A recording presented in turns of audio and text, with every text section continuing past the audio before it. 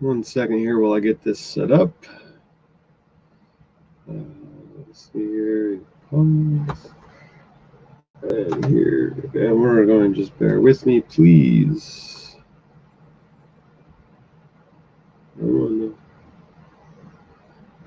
Trying to get everything set up here.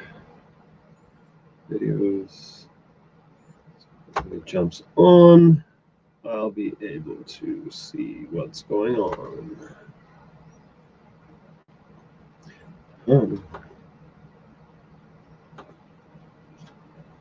Of course, I can't see the chat. I am having such a hard time with these live streams. I don't know what it is all about.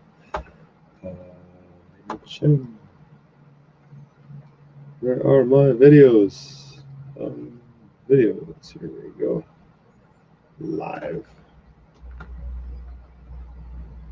There we go. All right. So now I can see the live chat. So back on November 18th, 2019, I passed the written exam for the Part 107 of the FAA exam to become a commercial drone pilot.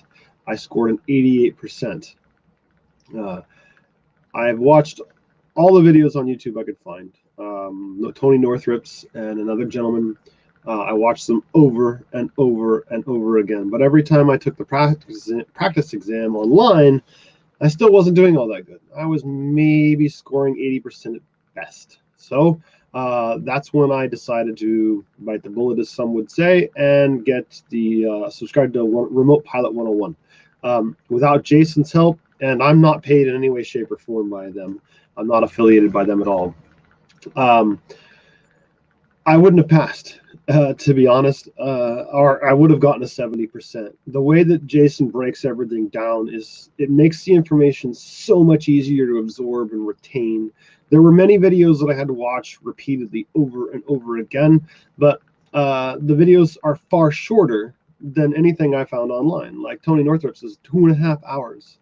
Granted, I had to watch that many times and it still didn't do so well. So, again, I'm not paid by them in any way, shape, or form. But today in the mail, I finally got my card. At almost 2 months, it finally came. I've been checking the mailbox every single day and since I passed the test, waiting to find out when this card was going to come. After trying to call the FAA, finding out that when you call the number on the IACRA website, all they really offer you is ways to complain about the TSA or a pilot flying too low or not safely.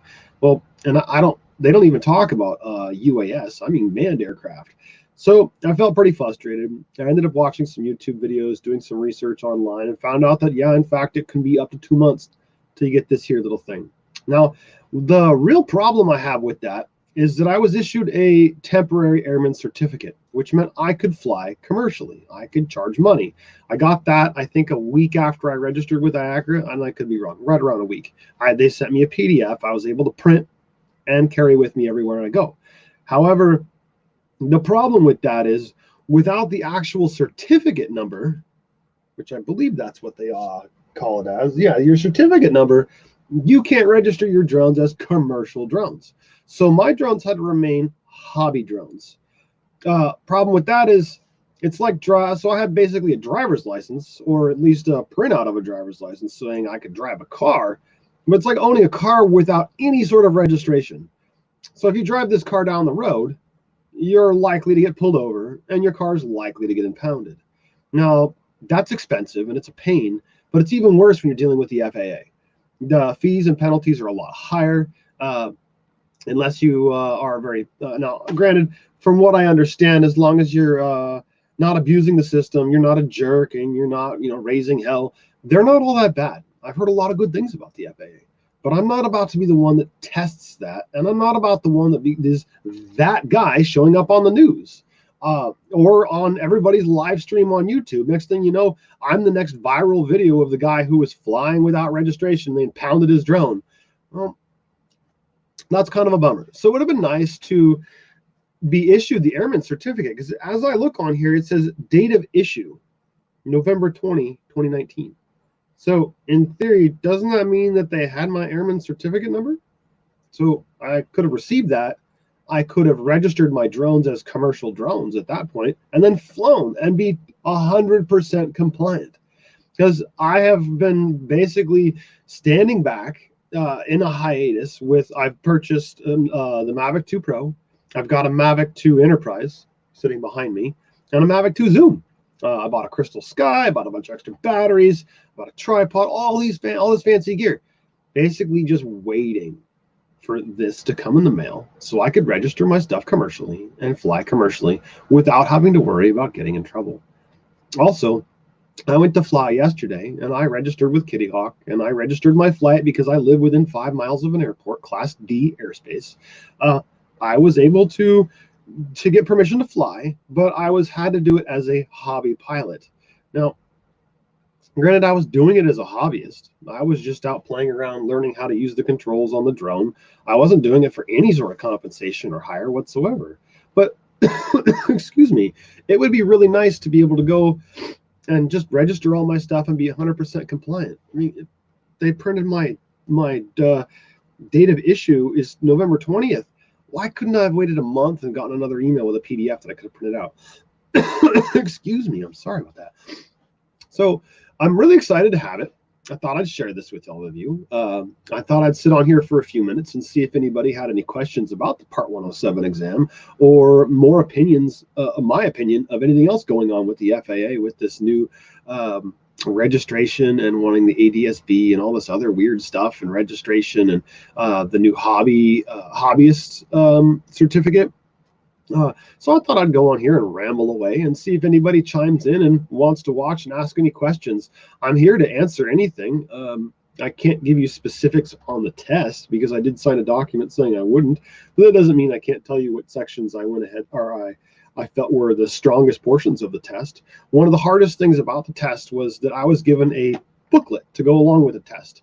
This booklet appeared to me to be the same booklet that you would have if you were studying or going for the test to become a helicopter pilot, a private pilot, or a commercial airline pilot, or a Part 107 pilot.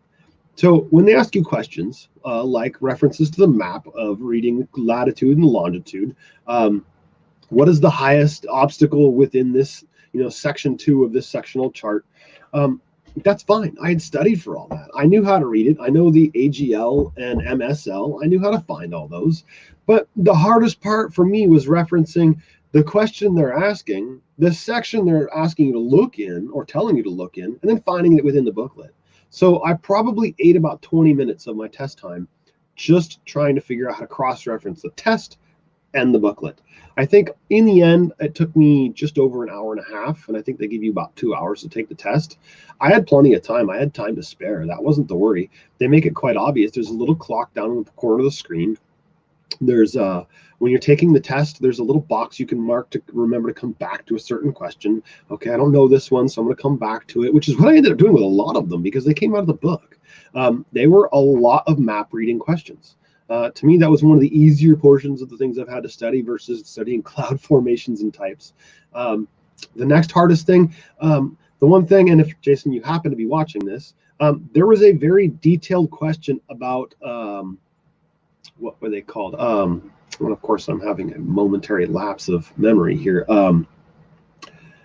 Temporary notice to airmen. Anyway, all the information looked similar to a METAR. And I couldn't distinguish any of it because no one had gone over the temporary flight restrictions, NOTAMs, notice to airmen. That's what it was. It looked like a METAR on steroids. So if anybody's watching, I would highly suggest that no matter what section you take, and maybe Jason's gone ahead and made a new video about this, or he's watching, or someone will show him this video, make that another video because you didn't cover it at all. And I never found it in anything I watched anywhere. So that was the hardest part of it. Next, they do ask you a lot of METAR, or they asked me a lot of METAR questions. Not a big deal. Learning the code and how to what direction the wind's coming in from and how fast it's blowing, not a big deal. That was all pretty easy. In fact, I'd rather have that than cloud formations, cloud types. There was the question about the clouds, 500 feet below, 2,000 feet away, all this and that. That was another one of the questions, but not a big deal. So again, if you're watching and you have any questions, I am watching the live chat right here, and feel free to chime in, and I'd be glad to answer whatever I can. The nice thing about the Remote Pilot 101 is they do offer you the a lifetime subscription, basically. So I am able to go back on there and study periodically, because I do want to stay current on all the information. I don't want to be that guy up on the news. But they also offer a different course for the recertification after 2 years. Because after 2 years, you have to go take the test again. Okay, not a problem. I'm totally willing to do that. That's a hoop I can jump through. So all in all, study for the test, hands down. Take the pay for the Remote Pilot 101 course. From what I understand, if you enter, it's Heron or something like that, Ken Heron on YouTube. If it's Heron something or other, if you put that in the checkout, you save like 30%. Well, they did that after I paid for the test. I still feel like the $150 was very well spent. If I had to do it all over again, I wish I'd known about it earlier and not wasted my time with all the videos I watched on YouTube trying to study for free. It wasn't worth it. Not at all. So again, chime in with questions. If you find this useful, hit a like, give me something, because I want to show you that it was a lot more intimidating going in to take this test than it was actually taking the test.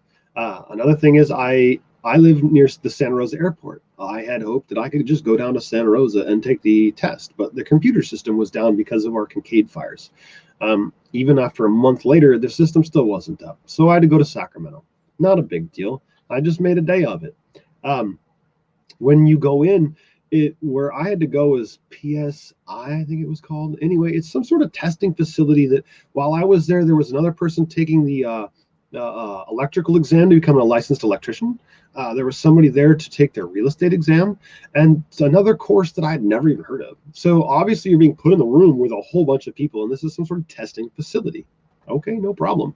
When you walk in, they have you pull out your pockets and empty everything into a little tray. If you have a hat, they take your hat. They make sure you have nothing under your shirt. They don't pat you down looking for weapons or anything, but they make sure you're not carrying anything, that you've surrendered your cell phone, you're not wearing sunglasses, and then they lock it in a locker and they give you the key. Now, they tell you that you can use the bathroom once, but that your time is still clicking.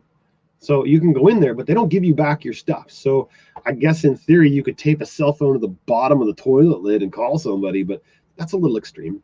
They allow you 70%. It's not that hard a test to take. Just take it. If you have any intimidation whatsoever, just study up on the stuff. Again, go on Remote Pilot 101, pay the money, and watch the videos. I think there were a few that I had to watch a few times. Cloud Formations was one of them. So each night I watched a video, or 2 or 3. Sometimes I would have to rewatch a video once or twice. So what? Not a big deal. Now I don't have to do anything for 2 years, and the next time I do, it's apparently not as big a test. It's a lot easier. So if you have something holding you back, again, go take it. You can find me on YouTube here. You can ask me questions. I'm certainly not as good as Jason is on Remote Pilot, but my big thing is just try it. So I'm going to kind of ramble away here and see if anybody chimes in. And if I can help one person out to give them the confidence or point them in the right direction, or maybe help them with one test question, I'm here. After I passed my test, I immediately went down to the airport. I don't know if this is the current one. I think the current one might still be in my car. No, this is not the current one. But I went down and bought a current sectional map. This is of my area. And when you look at this for your first time, you're like, oh my God, that's an incredible amount of information. What are all those circles and squares and lines, and wait, what does that mean? And what's an MOA? Why is there compass rose? And what's the difference between a dashed blue line and a magenta line? What's an IVR route? And then what's that little parachute thing mean? So now why does this tower have 2 different numbers on it? What's that? And then why is there a square with 2 different numbers in it? Just take the time and watch the videos, and they'll explain it in detail. There's MSL, mean sea level, and AGL, above ground level. It's not that hard. When you go into some of this stuff, you'll find what's an MOA, military operations area. Watch out for other aircraft. Not a big deal. There's restricted airspace. Okay, not a problem. They're going to tell you where everything is. There's more information on here than you're ever going to need to know, but don't be intimidated by it. Just let it be broken down by someone who can explain it real well, like Jason. Go ahead and take the test. Now, if I had to, again, the only complaint I really have about the whole process is this saying that I was issued my certificate on the 20th of November. I really wish I had gotten the certificate number so I could register my stuff commercially, because, I don't.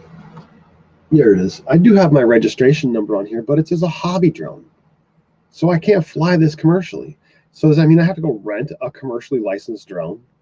Or does that mean I have to borrow one or barter for one, to borrow one from my friend who is a licensed pilot? Well, granted, the only licensed pilot I have as a friend, he flies an Inspire, and I'm not about to ask him to fly his $10,000 camera up there. That's just not going to happen. So I wish they gave me some way to find out my airman certificate number a long time ago. And forgive me again if I'm rambling. I'm just trying to stay on here to try and see if anybody else has any questions, because a live broadcast gives people a chance to type in their questions and ask away. What does your card look like? Well, here's the back. Nothing fancy. Front is kind of neat. I love this little hologram. Now, granted, I guess I shouldn't be showing you my actual address, but whatever. A little hologram. I can't quite. There it is. It's kind of shining. It's kind of nifty. I got to admit, it makes me feels pretty good over in this. I did study for a long time, and I like it. So, yeah, I'm just going to kind of ramble on because I'm still on cloud 9 that I actually passed. But again, in hindsight, I wish I'd taken the test a long time ago. It's not nearly as hard as you'd think it is. They make it seem so difficult. When you check the practice, take the practice exams, it seems like it's a lot harder than it really is. It's not all that bad.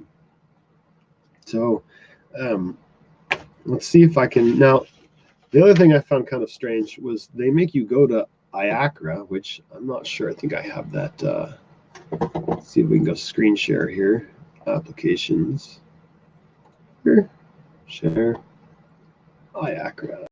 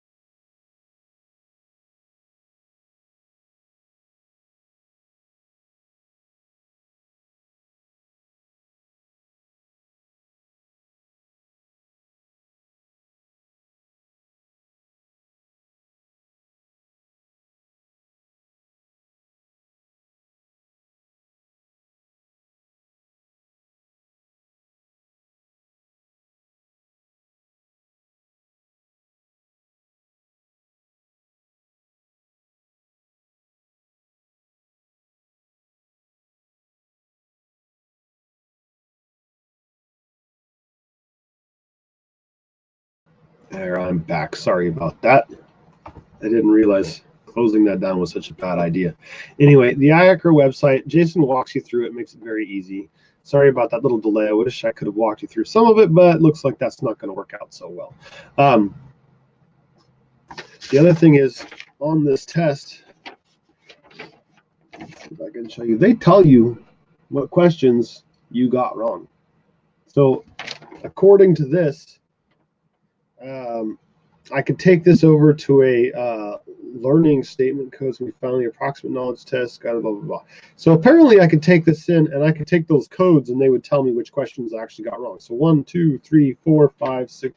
I missed 7 questions. So apparently I could take this in and I could go ahead and they would tell me what questions I got wrong. I don't care. I passed. All the stuff I was really concerned with, I got 100% on. The map reading, all the restrictions on cloud, flying below the clouds, all that stuff, I did fine. So I'm not worried about that whatsoever.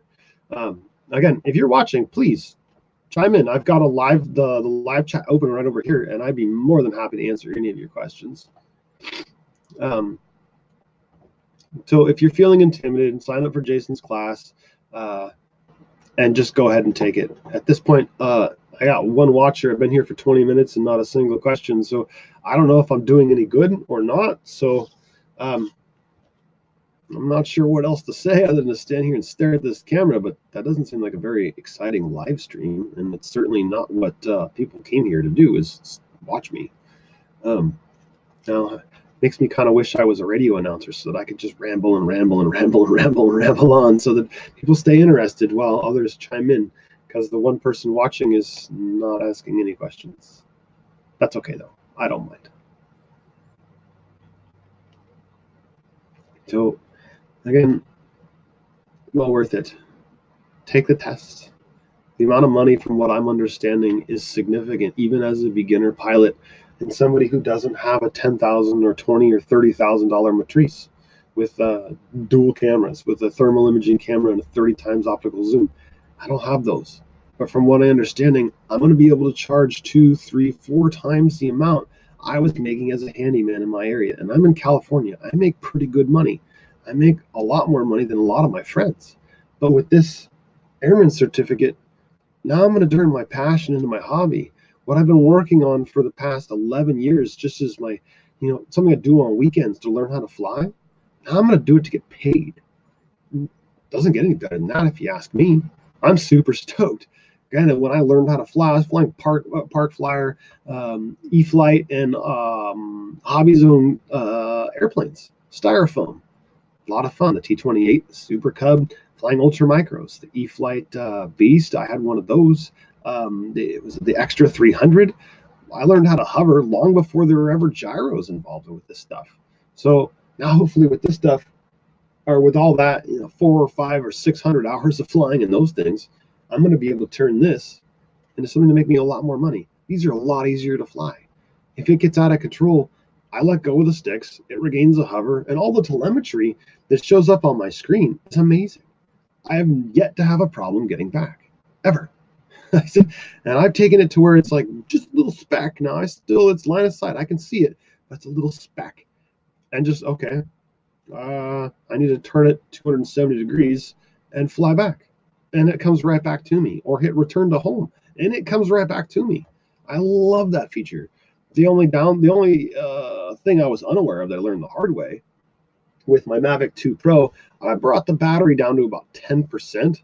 And brought it back, but I didn't know when it comes back at that low a battery level, it doesn't usually, when you bring it home, it gets about 3 feet from the ground and then just very slowly drops.